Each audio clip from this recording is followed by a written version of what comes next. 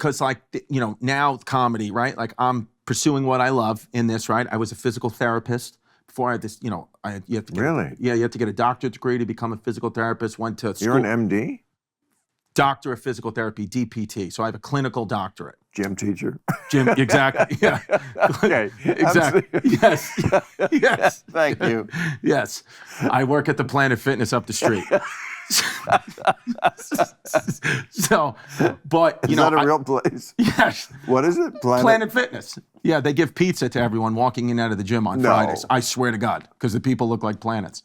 So I went through school, did all this, made my mother proud, right? Right. And then I pursue comedy, right? Right. And in the beginning, I'm doing comedy, I get on all these things, Letterman and all that stuff.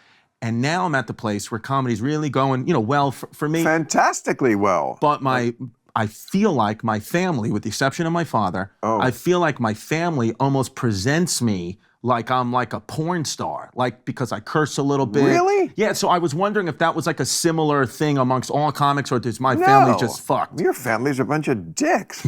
Well, of course that's Told you, Mom. My parents gave me that space to like come to them. So I was well out of college and had moved into that horrible apartment, like cubbyhole in someone else, in a rich person's apartment. And it was only, I think, maybe at Christmas. Mm-hmm. So I'm out of college, and I graduated early, so I'm out of college almost a whole year. And they just really, because I didn't ask for money, and I just kind of like, dribbled it out one night, like, yeah, I'm working at the comedy clubs, just like. Right. And they were kind enough, they must have been like suspecting that, or I don't know, maybe not, but, they just let me have the humiliation that is that first year or two of comedy is nothing but humiliation of every sort. Like you can't even get on stage. When you do, you suck. People think you're just, it's almost embarrassing that you're trying. Yeah.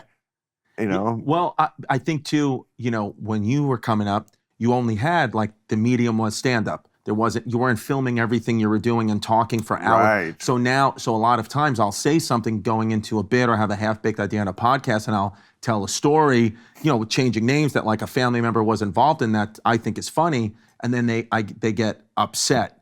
But then on the same token, they like want tickets to the shows. So I'm like, sometimes I'm conflicted. Like I was getting screamed at on Thanksgiving by my family, screamed at for how awful my comedy is. The assholes out there who have nothing better to do, the perfect people who never do anything wrong, they live to see things that they can make into something. But you're a good man, Bill. You are really a good man. Oh, well, thank you. You do have founding father energy, too. Anyone ever tell you that? Founding father? You do. You feel like I feel like if we were going to have founding fathers today, you'd be in the running for one of them.